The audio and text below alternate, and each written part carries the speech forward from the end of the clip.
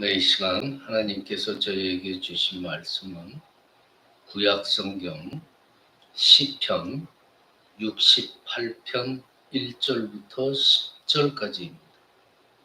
구약성경 849페이지입니다. 시편 68편 1절부터 10절까지입니다. 물론 스마트 주보에도 올려드렸습니다.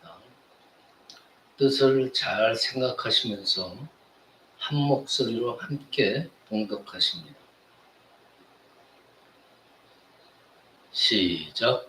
하나님이 일어나시니 원수들은 흩어지며 주를 미워하는 자들은 주 앞에서 도망하리이다. 연기가 불려 가듯이 그들을 몰아내소서. 불 앞에서 미리 녹음같이 악인이 하나님 앞에서 망하게 하소서. 의인은 기뻐하여 하나님 앞에서 뛰놀며 기뻐하고 즐거워할지어다. 하나님께 노래하며 그의 이름을 찬양하라. 하늘을 타고 광야에 행하시던 이를 위하여 대로를 수축하라. 그의 이름은 여호와시니 그의 앞에서 뛰놀지어다.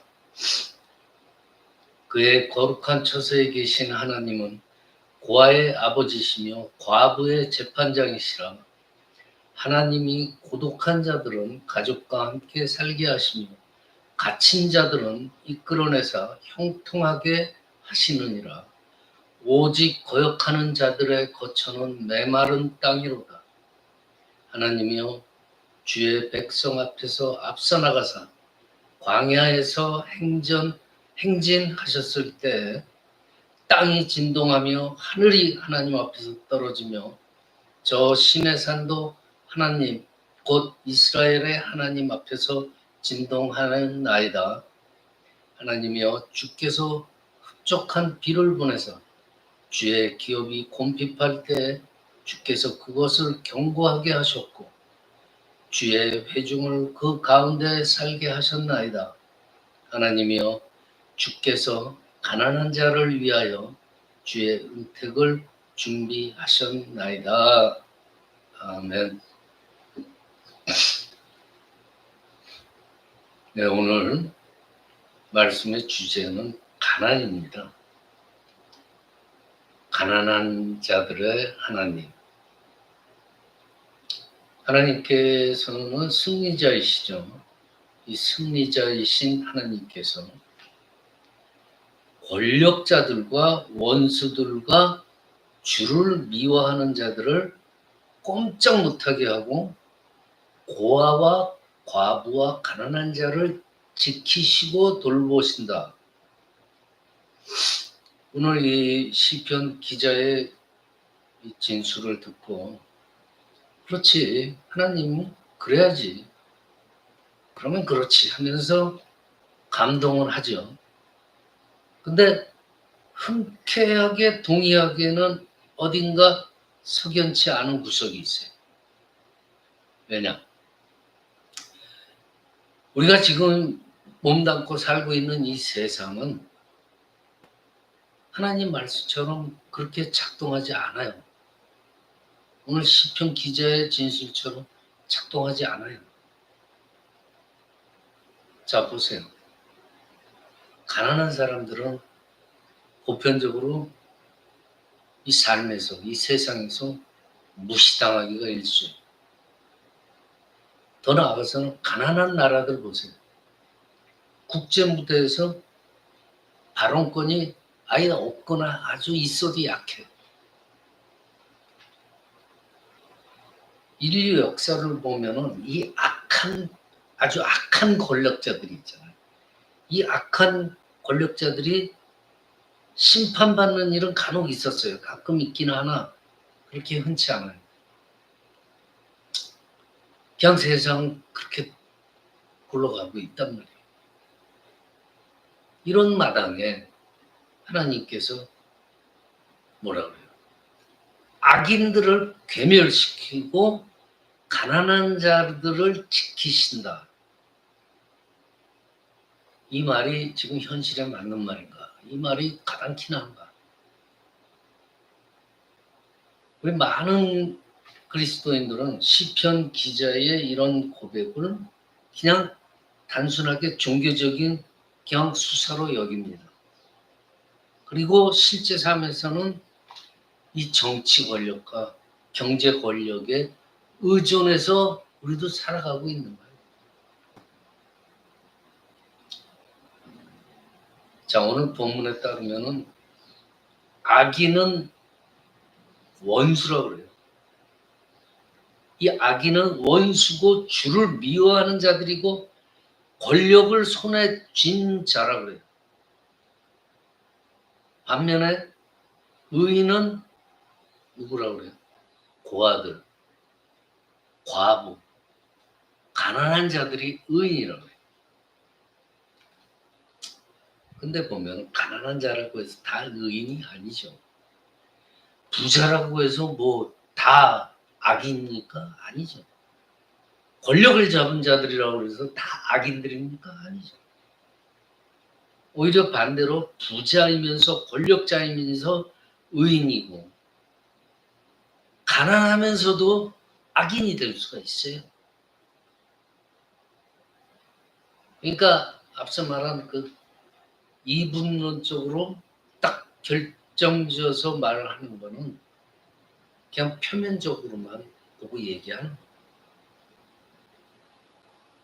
근데 오늘 성경은요, 이러한 모순적인 문제를 깊이 있게 바라보고 있어요. 자, 첫 번째로 부자와 권력자는 부와 권력을 자기 인생의 중심에 놓고 살아요. 그렇기 때문에 부자가 됐고 권력자가 된 거예요. 관심이 거기에 쏠린 거죠. 그래서 하나님께 실제로 관심을 기울이지 못해요. 그래서 예수님이 일찌감치 뭐래요? 부자가 하늘나라에 들어가는 것이 낙타가 바늘길로 들어가기보다 어렵다고 말씀한 이유가 거기에 있는 거예요. 부자가 왜 부자가 됐겠어요?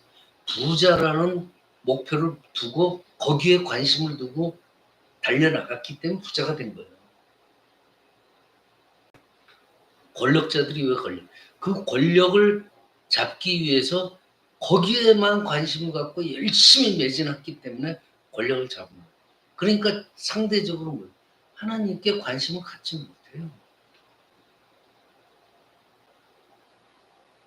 반대로 가난한 자, 세상에서 의지할 대상이 없어요. 그러니까 어떻게 돼요? 하나님께 관심을 많이 가질 수밖에 없어요. 세상에 관심거리가 별로 없어요. 물질, 권력 이런 거 나하고 상관이 없기 때문에. 그래서 예수님께서 가난한 자가 복이 있다고 말씀한 이유가 여기 있는 거예요. 즉 뭐냐? 하나님께 관심을 기울이지 않는 것이 죄예요. 가장 근본적인 죄는 하나님께 일단 관심을 안 갖는 거예요. 그리고 의와 참된 의와 복은 뭐예요? 하나님만 바라보고 의지하는 삶. 이것이 참된 의와 참된 복이라는 말이에요. 그러니까 이런 관점에서 보면 하나님은 가난한 자들의 편에 서 계신 분이 맞아요. 성경적으로. 그래서 오늘 시편 기자도 하나님께서 가난한 자들을 지키시고 책임진다고 선포할 수 있었던 거예요. 여러분들 생각해보세요.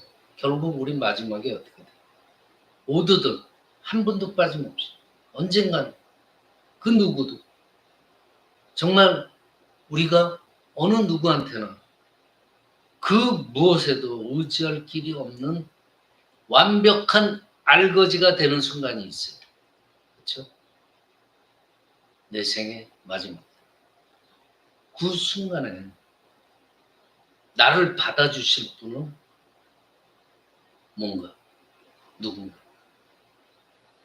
완벽한 알거지가 됐을 때, 알몸뚱이가 됐을 때 나를 받아주실 분. 가족이 받아줘요. 다 필요 없어요. 친구요? 다 필요 없어요. 정부가, 이 미국 정부가, 대한민국 정부. 아니에요. 교회가 나를 받아줘. 오직 하나님 한 분이에요. 내가 완벽하게 알몸뚱이가 됐을 때 나를 거두어 가시는 분은 하나님이세요. 잘 생각하세요. 저는 이 가난한 자의 하나님이란 말이 꼭 죽을 때만이 아니라 오늘 여기 정말 생생하게 살아가는 이 삶 속에서, 이 일상 속에서도 가난한 자의 하나님이란 말이 진실이라고 생각을 해요. 가난하기 때문에 행복한 삶이 일상에서 어떻게 일어나는가. 그렇게 어려운 거 아니에요. 가난 중에서의 행복. 예를 들어서 가난한 사람들이 돈이 없어요. 그러니까 재테크에 신경 쓰지 않아도 돼요. 예를 들어서 그런 것들이. 이 돈을 불리고 어떻게 하면 돈을 더 크게 만들까. 이런 거 신경 안 쓰고 사는 게 얼마나 큰 행복인지 정말 아시는 분은 알 거예요. 주식하는 사람들은 얼굴 빼짝 말라요. 매일매일 그거 체크해야 돼요. 이때 팔까 말까, 살까 말까. 매 순간 그 생각뿐이에요. 부동산 하는 사람들이 오르락 내리락 하는 이 집값 신경 곤두세요. 아이고 이거 망했네. 좀 올랐네. 맨날 거기에 신경 쓰는. 우리 영혼을 병들게 해요. 근데 없는 사람들은 아예 이런 일들하고 상관이 없어요. 그렇기 때문에 나름대로 하나님 관심을 가지고 행복하게 살 수가 있다는 거예요. 지금 제가 말씀드리는 것이 이 현실하고 너무 동떨어졌다고 생각할지 몰라요. 그냥 현실적으로 우리가 간단한 예를 한 번 더, 어떤 부부가 있어요. 아주 가난한 부부예요. 비싼 돈이 들어가는 일들은 되도록이면 못해요. 호텔 식당 그런 데 못 가요. 명품 가방, 명품 옷 안중에도 없어요. 생각도 못해요. 돈이 없으니까 친구들 모이면 회비 내야 되잖아요. 그 회비 내기도 버거워서 그냥 안 나가요. 그러다 보면 친구들하고 트러블도 없어요. 왜? 만나질 않으니까. 이런 분들 어떻게 보면 초라한 인생일지 몰라요. 그렇지만 이 부부들, 그런 분들 나름대로 잘 보면 함께 가지만 손잡고 산보나 산책하고 한두 가지 반찬이지만은 맛있게 둘이서 주거니 받거니 하면서 또 시간 나면 책도 읽고 같이 대화도 하고. 이 가난해도요 행복하게 사는 길은 너무나 많아요. 그냥 결혼하면 한 대로, 솔로로 살면 솔로로, 자식이 있으면 있는 대로, 없으면 없는 대로, 건강하면 건강한 대로, 몸이 약하면 약한 대로 거기에 맞춰서 얼마든지 행복하게 살 수가 있어요.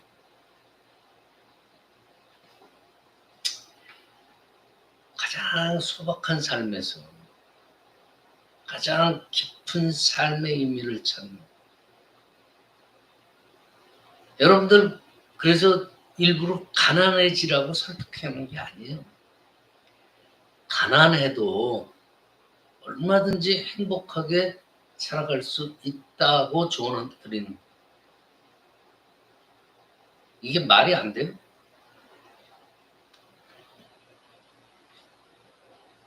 이런 분들 계실 거다.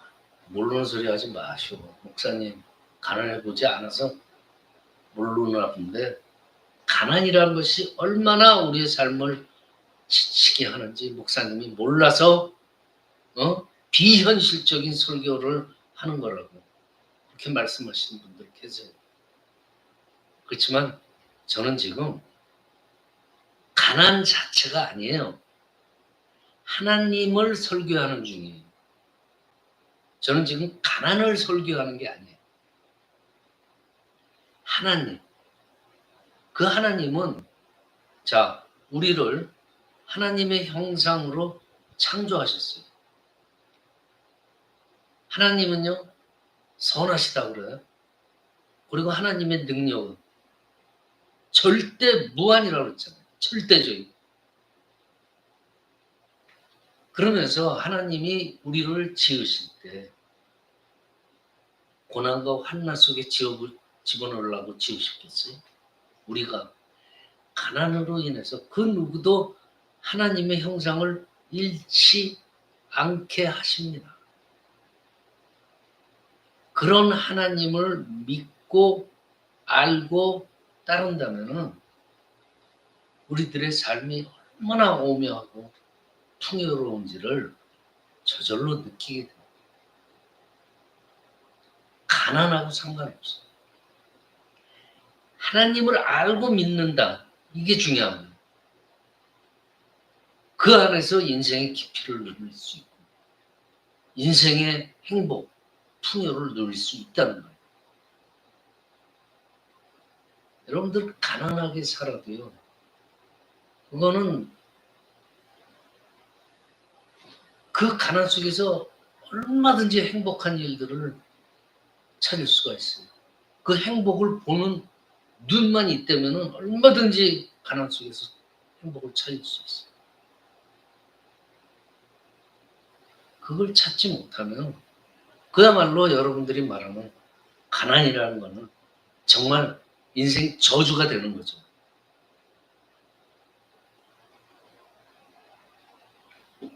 하나님께서 오늘 가난한 자를 돌보신다 그랬어요. 그 말씀에서 또 하나의 관점을 생각해야 돼요.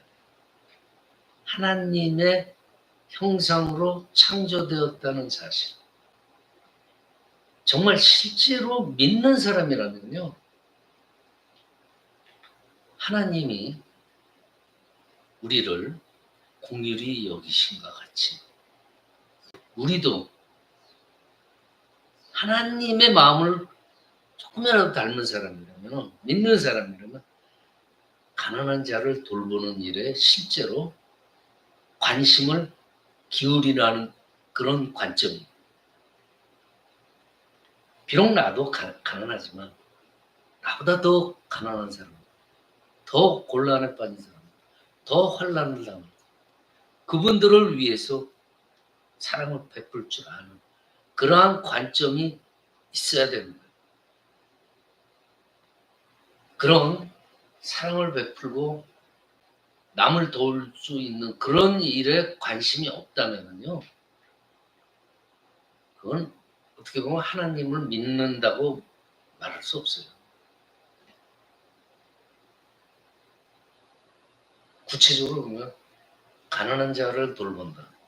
그 말이 최소한 미니멈 기준입니다. 일용할 양식. 일용할 양식이라는 것은 실제로 가난한 사람이 나름으로 행복한 삶을 찾을 수 있게 하는 기본적인 토대예요. 먹는 거. 예수님께서 제자들한테 기도를 가르치면서 일용할 양식 항목을 말씀하신 이유도 거기에 있는 거예요. 우리에게 일용할 양식을 주옵시오. 즉 현실적으로 배고프고 굶주린 자들을 먼저 구제하고 그 다음에 영적인 일용할 양식으로 그들을 고난과 환난 속에서 구출해 내고 싶은 마음이 있는 분들이 진정히 믿는 사람이라는 거죠. 저는 오늘 가난 자체를 설교하는 게 아니에요. 가난 속에서의 하나님의 형상을 말씀드립니다. 말씀 마칩니다. 하나님께서는요, 우리를 하나님의 형상대로 지으시면서 우리한테 행복하게 살 것을 원하셨을 거예요. 그 행복이란 건 물질로 오는 게 아니죠. 하나님 안에서 영적인 풍요를 누릴 때 진정 우리가 행복해질 수 있다는 겁니다. 설령 우리가 실질적으로 정말 물질적인 궁핍합에서 정말 가난 때문에 엄청난 그 고난과 환난을 당하더라도 오직 하나님께서 주시는 그 진정한 행복을 발견할 수 있다면요, 절대로 가난한 사람이 아니죠. 그래서 오직 하나님만 의지하고 행복을 찾아가는 저와 여러분이 되시기를 이 시간 축원합니다. 기도드립니다. 아버지 하나님 감사합니다. 가난한 자의 하나님이라는 말이 비단 죽을 때뿐만이 아니라 오늘 여기 생생하게 살아가는 일상에서도 그 말이 진리고 참되도록 있습니다. 하나님께 관심을 기울이지 못하는 것이 가장 근본적인 죄. 반면에 하나님만 의지하는 삶이 참된 의와 복이라는 것을 믿사오니 거룩하신 우리 주 예수 그리스도의 이름으로 기도드리옵나이다. 아멘.